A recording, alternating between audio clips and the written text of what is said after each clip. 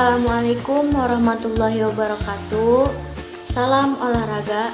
Di awal video sudah ditampilkan judul tentang sejarah pendidikan jasmani yang ada pada zaman primitif, kuno, Greek, Romawi, abad ke-8, pertengahan, feodalisme dan kesatria, Renasan atau kelahiran pendidikan jasmani modern di era Eropa, dan nasionalisme yang akan dipresentasikan oleh teman-teman saya.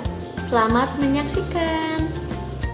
Setelah Indonesia memproklamasikan kemerdekaan pada tanggal 17 Agustus tahun 45, dibentuklah susunan kabinet pertama di mana kegiatan olahraga dan pendidikan jasmani berada di bawah Kementerian Pengajaran. Pada waktu itu, pendidikan jasmani dipergunakan di lingkungan sekolah, sedangkan olahraga digunakan untuk kegiatan olahraga di masyarakat yang berupa cabang-cabang olahraga. Dengan dibentuknya Kementerian Pengajaran, maka pemimpin-pemimpin bangsa pada waktu itu telah menunjukkan kepeduliannya akan masalah pendidikan, yang di dalamnya tercakup pula pendidikan jasmani. Namun karena baru dalam taraf penataan, maka kegiatan pendidikan jasmani yang diatur oleh Kementerian Pengajaran belum banyak begitu dirasakan. Istilah gerak badan masih banyak dipergunakan di sekolah dasar maupun di sekolah menengah. Ada permulaan tahun 1946, para pemimpin olahraga yang sebagian besar terdiri dari pemimpin seperti Explora Gerakan Latihan Olahraga Rakyat yang didirikan pada zaman Jepang, yang merupakan organisasi olahraga yang di dalamnya terdapat cabang-cabang seperti sepak bola, bulu tangkis, tenis, dan lain-lain. Baik, saya akan melanjutkan pendidikan zaman primitif. Aktivitas fisik rupanya merupakan bagian kehidupan. Semua evolusi manusia diawali dengan gerakan dan perkembangan. Homo sapiens, makhluk yang berpikir sebagaimana terbesar tergantung pada aktivitas otot. Diduga bahwa aktivitas fisik manusia primitif berkaitan dengan mempertahankan hidup, mencari makan, sedang tempat berteduh dan berlindungan dari kegiatan lingkungan serta kelanjutan perkembangan suku. Pengkajian manusia prasejarah dilakukan melalui arkeologi dan antropologi dengan meneropong masyarakat primitif. Saya akan melanjutkan materi pendidikan pada zaman kuno. Kedua kebudayaan kuno yang masih tetap bertahan dan masih tetap hidup adalah Cina dan India. Sukar sekali melukiskan sejarah kedua kebudayaan tersebut karena harus menjangkau waktu yang jauh ke masa lampau. Cina menawarkan teknis jenis aktivitas dan permainan Wing Chang Wuxiorang. Ahli menunjukkan bahwa pada abad-abad permulaan di Cina hidup diwarnai oleh tarian-tarian gulat, perlahan penahan pemeliharaan dari berbagai aktivitas fisik zaman. Saya akan melanjutkan presentasi selanjutnya. Zaman Greek. Jika Sumeria merupakan tempat kelahiran, maka Greek mencapai kedewasaan. Tak ada bangsa lain sebelum maupun sesudah zaman Greek yang meletakkan tekanan yang kuat. Tidak hanya ada intelek pada perkembangan dan kesempurnaan jasmani. Bangsa Greek mencapai puncak tertinggi peradaban dalam aspek-aspek seperti pemerintah, seni, sastra, filsafat, dan latihan jasmani. Diduga bahwa keadaan alam lingkungan dan gabungan berbagai pengaruh lainnya yang mendorong kemajuan demikian. Tak ada yang mengetahui dengan bagaimana perkembangan tersebut dapat terjadi.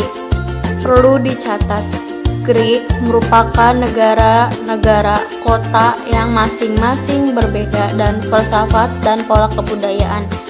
Negara kota tersebut sering berperang satu dengan yang lainnya, berperang dengan negara luar daerah Greek.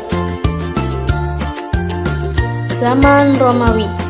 Kekaisaran Romawi telah meninggalkan kesan budaya yang tak mungkin tertandingi oleh budaya kuno lainnya. Dalam artian, jumlah aspek-aspek terutama pemerintah yang efisien, kekuasaan yang luas, hukum yang cermat, dan organisasi yang skala lebih besar.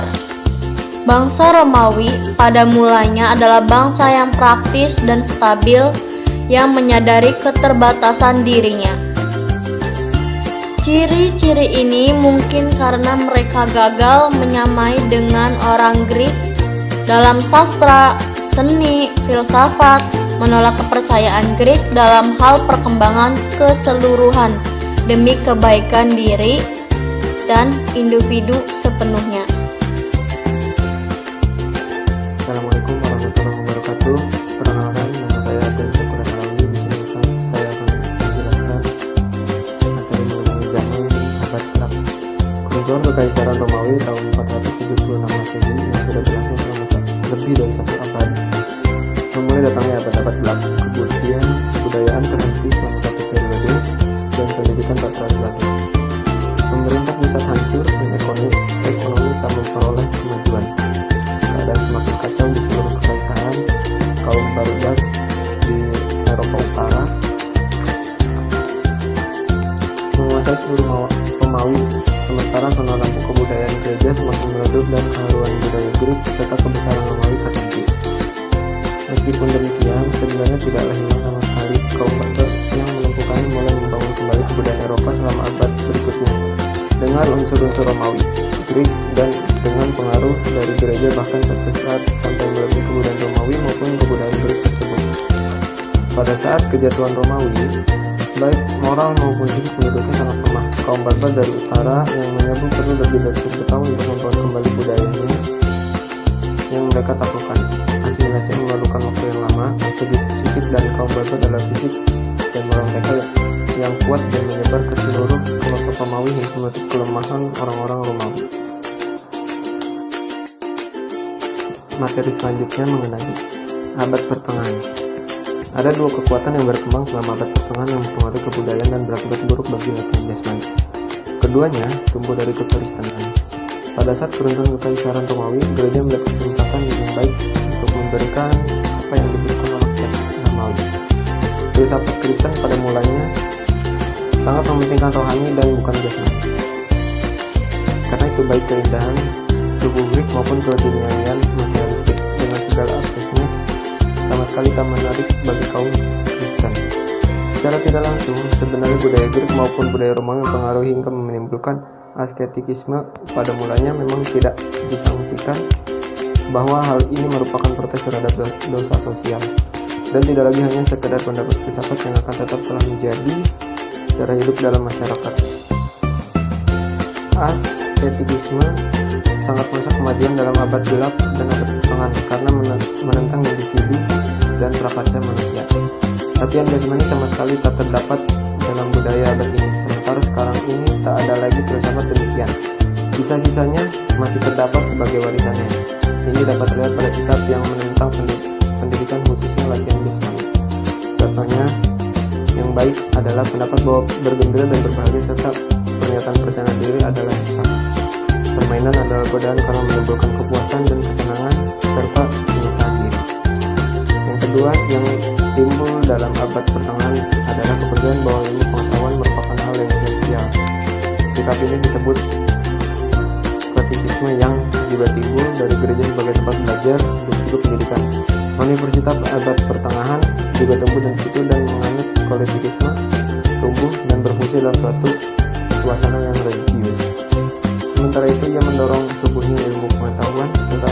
Setelah abad-abad terhenti, ia menghambat kemajuan karena dogmatik restriktif. Jika asketisme mengajari jiwa sebagai kebalikan dari tubuh, maka skolasticisme menekatkan pikiran, menjagokan intelektualisme dengan menutup badan.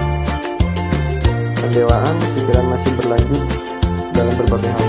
Filsafat ini yang memisahkan alam pikiran dan alam jasad dan mengumpulkan dikotomi. Meskipun sekarang baik filsafat maupun ilmu pengetahuan mengakui kesatuan individu, dualisme jiwa dan raga masih dianut dalam berbagai bidang. Bukanlah bahwa skolasticisme masih dipakai sebagai pendekatan filsafat, tapi pengaruhnya masih sering terasa dalam pendidikan. Selanjutnya saya akan menjelaskan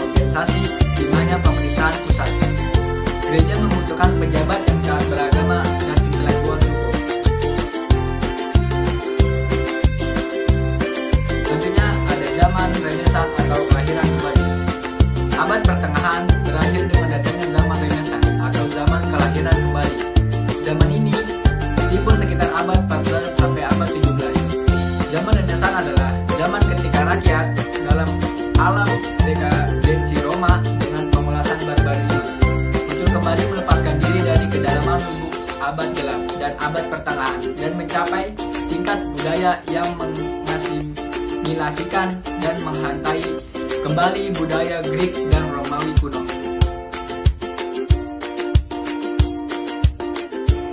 Saya akan menjelaskan materi pendidikan jasmani zaman modern di Eropa. Sport berasal dari bahasa Latin disporter atau deporter dalam bahasa Italia yang artinya penyenangan, pemeliharaan, atau menghibur untuk bergembira. Olahraga modern dimulai dari olahraga berburu kebudayaan barat, olahraga individu seperti gulat dan panahan sudah dipraktekkan di seluruh dunia.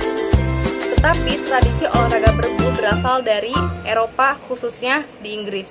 Pertumbuhan olahraga menjelang abad 18 muncul gerakan kepeloporan yang mengarah pada pikiran sehat, pikiran dan rasio diterapkan di semua sektor kehidupan. Sementara Renaissance tumbuh bersamaan dengan reformasi Protestan. Budaya Eropa memasuki periode nasionalisme. Timbulnya nasionalisme menandai tumbuhnya masyarakat modern. Negara-negara nasional yang kuat mulai terbentuk di bawah kekuasaan monarki. Pertumbuhan ini sebenarnya telah berlangsung lama. Olahraga mulai diatur dan diadakan secara berskala sejak Olimpiade kuno sampai pada abad ini. Aktivitas yang dilakukan untuk memenuhi kebutuhan hidup dan makanan menjadi aktivitas yang diatur dan dilakukan untuk kesenangan atau kompetisi dalam skala yang meningkat, seperti berburu, memancing, hortikultur. Revolusi industri dalam produksi massa menambahkan waktu luang yang membolehkan meningkatnya penonton olahraga. Berkurangnya elitisme dalam olahraga dan akses yang lebih besar. Tren ini dilanjutkan dengan perjalanan media massa dan komunikasi global. Selanjutnya, saya akan menjelaskan materi pendidikan jasmani zaman nasionalisme.